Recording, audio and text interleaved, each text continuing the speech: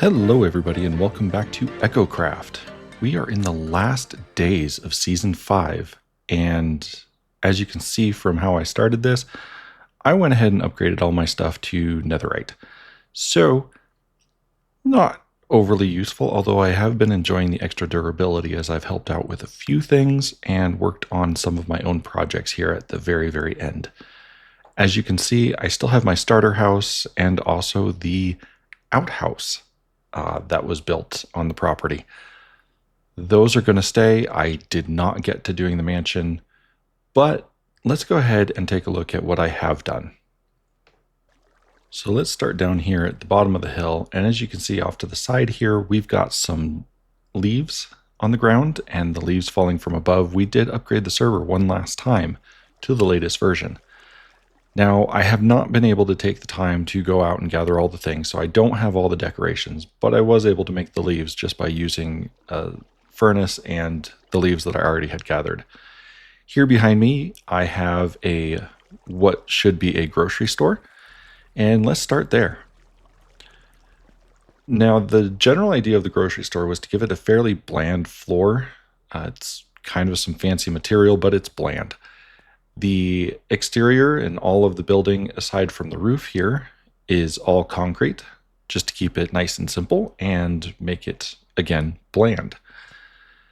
There's some concrete powder here, and this was to designate where I was going to build walls that would define some additional rooms. Here would be an office space.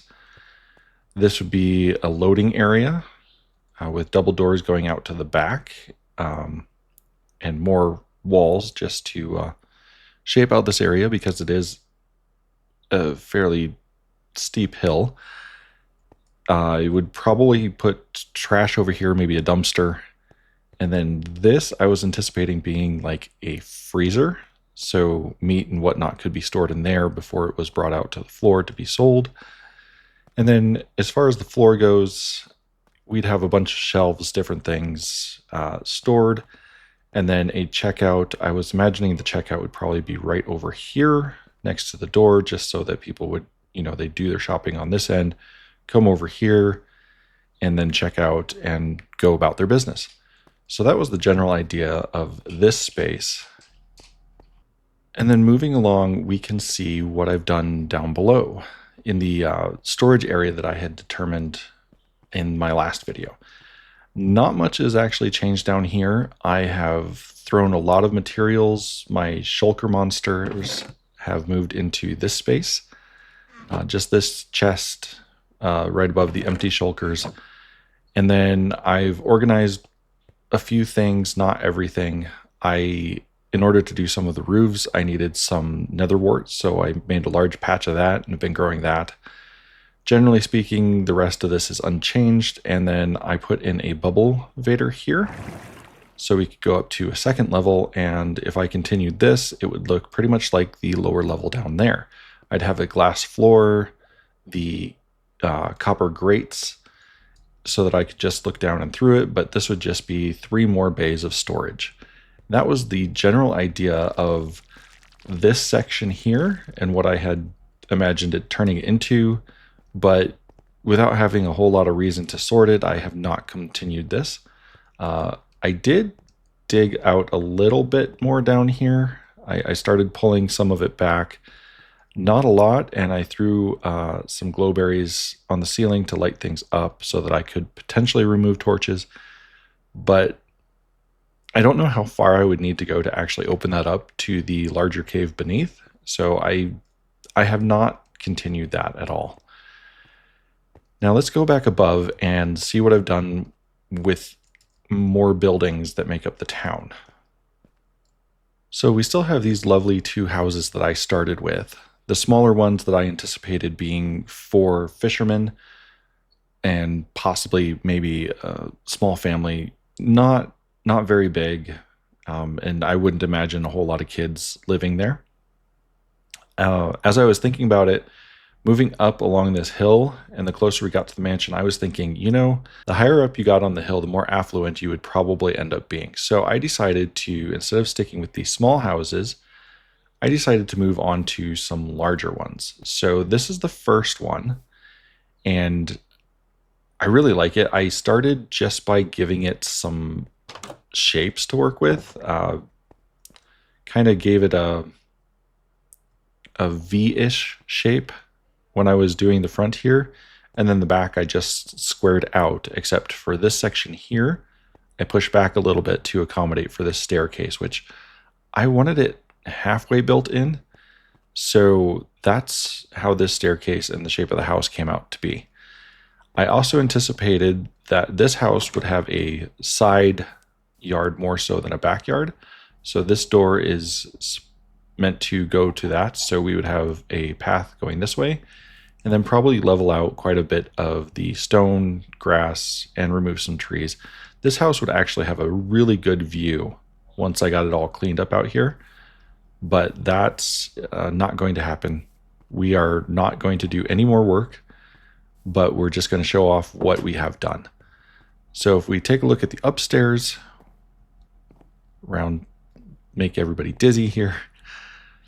This is just a basic layout, open floor plan at the moment. I would anticipate putting a room or two here, a room or two over there, and probably just like a sitting area, maybe right in this space here, overlooking the outside the village, down the main path. And then moving on from this house, if we go to the next one that I built, which is right here, this lovely yellow one, I actually had a lot of fun building this one as well. I started off with a single story right here at this level. And then as I filled in the blocks going below, I noticed that there was so much space that I just couldn't leave it the way that it was. So I put in some windows in spots where it looked like it would make sense from the exterior, and then I dug out the interior basement area right here. So I just opened this up. It would have some low ceilings, probably do some half slabs to make up the floor above, so that it would just raise the ceiling up a half a block down here. Down here is probably where I would end up putting the kitchen area, dining area. Not really a main feature of the home, kind of just we need to go eat, and they just go to the space that's there. And then this main area, I kind of anticipated as sitting, relaxing area, the primary area where they would be, as well as having a covered porch here going out to a yard, which I would then build up, and the yard would end right there where that yellow block is.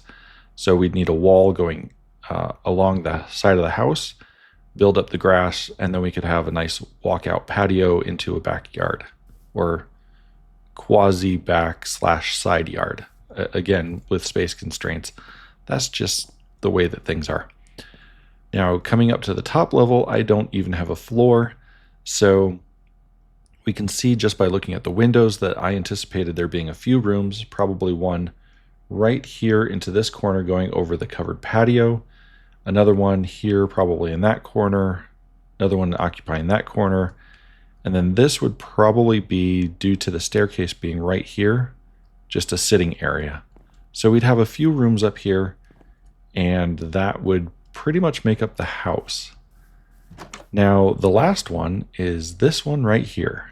This one is, I think it's bigger square feet if I go just by the main level and what would be the upper level. There's no basement in it, although that can always be added. But this one was meant to be a little bit fancier, and I did actually put walls in here. So upon entry, you've got the main area here. This would be probably a dining area based upon the space that's available, and a small sitting area over here in this window. And then off to the left, when you come in, this should be a study area. So there'd be desks, bookshelves, all sorts of stuff in here. And then straight back, we've got a small area, which would be the kitchen. And then on the other side, we have a door going out to a backyard, which I did actually shape this one out a little bit. And then off to the side here, I anticipated this being maybe a servant's room or a butler, maid, somebody who actually takes care of the house. And then if we go over here, I made a double wide staircase because this is supposed to be the fancier house. And then we would have a floor up here. And again, I've got space to put a few rooms up here. So we've got one that should go here, probably one here, and a hallway going that way, to potentially 2 more rooms on that side. So that's the houses that I've built since the last video, which that was a while ago. So I made progress, but I haven't been making a lot of videos lately. The path I continued as well, going up to this staircase, and this would be going up to the mansion grounds. So up here would probably be gardens, paths, maybe a fountain over there, just all sorts of stuff, anything that I could fit in if I had had time to, one, build the mansion after tearing down my starter home and just getting everything in place. But I actually really like it up here. I like going over to this side and gazing down at some of the other work that I've done. I changed up some of the fields. I've got potatoes, I've got beetroot, the wheat, obviously, and then off on this hill over here, I had started a carrot patch. Now, the carrots, I was figuring I'd probably just continue up this hill, but I was adding water behind them so that they would grow a little bit faster, as that could be a functional thing for me. But I've just left it as is.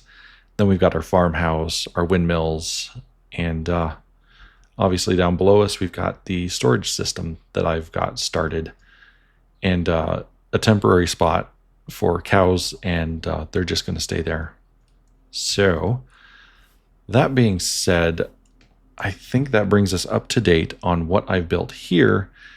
Now, I just kind of wanted to go over some of the things that have happened this season and kind of talk about it and what I've done. Obviously, I did not do a real mega base or anything like that this time. I spent more time just trying to get to know the other echoes and develop a little bit more in some different ways. So I guess we should start by taking a look at the one and only shop that I set up. All right, and here we are. Oh, hello. That was random. Here we are at the area where everything began for me. This is the spawn area. This was Pizza's starter base, and this is what we entered into the world at. This was where I got my first impressions, my tour of the server, and really we kind of just got to see all of this. And then when you start looking around, you get to see massive buildings, just amazing things that other people have created. And it's really cool. But I did spend a lot of time going back and forth to the shopping district, getting different things, particularly rockets. And then also Pizza's pizza place right here. This is where I was getting my food for quite a while, and you can see I've got some golden carrots. I actually looted those from a trial chamber. That is not more pizza slices. I'm still protesting the fact that he was actually out of stock once. So, yeah. But his buildings are what the inspiration for the design of my shop came from. He had these 2 buildings going on right here, one in red brick and the other in gray. And when I was looking for a space to put my shop, I kind of went, okay, there's space over here. And I talked to him and figured, well, I can make a shop in a similar style and set it up over here. And he was good with that. So here's my shop, which sells the only 2 maps that I actually completely did, not counting the prank ones, which were much simpler. But we've got our computer monitor and our keyboard. Some of the stuff that I did early in the season. Now, the shop is not fully decorated or anything like that. It got set up and then it got neglected. I did make a few sales and was ready to make more maps, but I never got to it. So yeah, these are where my maps were being sold for the other players to come and get to them if they wanted them, and very, very simple shop. Now, what I actually liked about this shop was not the area where I was selling stuff, but rather coming down here to probably one of the things I'm most proud of having done this season, and that was designing an entire mud making machine, but in a way that didn't require a whole lot of water bottles or empty bottles that would then be filled with water. I wanted to make it efficient. So my goal was to see how few water bottles that I could do, and I found that the design that I could come up with, at least my design, only uses 3 per module. So, and a module, as I call it, is actually just one slice of this machine. That is one row right like this. So this slice right here is one module. So this requires 3 bottles to use, and there should be one. Let's see if I can figure out where that is. See, that's pistons. Okay, there's the start. So there's the filled bottle ready to go. Right below it, we have an empty one. And then down here, we have the next filled one. So what happens is when we fill this machine with dirt, when it hits this last one, it gets triggered, dispenses the water out of the bottles in this spot, sucks the bottle up into here while spitting the next bottle down into here. A signal then tells this dispenser, this dispenser to fill the water bottle from this water source right here. And then this hopper grabs it while pushing the one that it contains into this dropper line. This dropper line then receives a signal, shoots the bottle all the way up into this hopper. This hopper then puts the filled bottle, right back into this dispenser at the top, ready for the next line to go. So that is what one slice looks like, and the rest of this is all just getting the timing right and making sure we trigger enough signals to get everything to work properly. So that was probably the best thing that I think that I made this season was that the design for this machine. And while I didn't get a lot of use out of it, I think I will probably use this to build the next one for the next season. And then up here, I thought this area was always fun because you can kind of look at stuff flashing if you were to watch it while somebody else was using it. But just kind of looking over the machine as a whole, and yeah, not too much to see, but it makes me happy to be able to look at it. Now, that being said, where should we go next? Oh, I know. I had mentioned the things that I had done early on when I joined, and let's just go and take one good look at those. And yeah, so let's head to the end. All right, and here we are at the end. This is where I spent a fair bit of time in my early season. This is where I had been inspired to do something completely different, and let's not just walk. Something completely different, something that I saw some other content creators doing, and that was creating map art, but not just map art that had some see-through portions. So I wanted to take advantage of that and create stuff for decoration that really just didn't have all the extra space being used up, but really just sat as I had designed it to be. So this was the one that I did first, and this is the keyboard. And I showed you that to you in the shop, or outside the shop. But let's take a look at it from a little bit higher up. And here we go. So this took a few hours to do. And a lot of that actually being placing the glass. And for this one, this is where I learned that the glass cannot be at the very bottom of the world, but needs to be one level up. So I placed an entire layer of glass and then had to go around placing glass panes to make it work for the transparency of the map. So when I did the next one, which is the monitor over here, I built all the glass one level up, which made quite the difference. So this was infinitely easier, aside from having to just gather tons and tons of materials. But this is the monitor, and it's really just very, very simple design. But I enjoyed having both of these things to create a decoration for no major reason other than it looked cool. So for me, this was probably one of the exciting things that I did outside of making the mud machine is doing these maps and just seeing how well I did on a project that I had to design, get a basic idea of what I'm doing, gather the materials for, and actually implement in the first couple of weeks that I was on the server.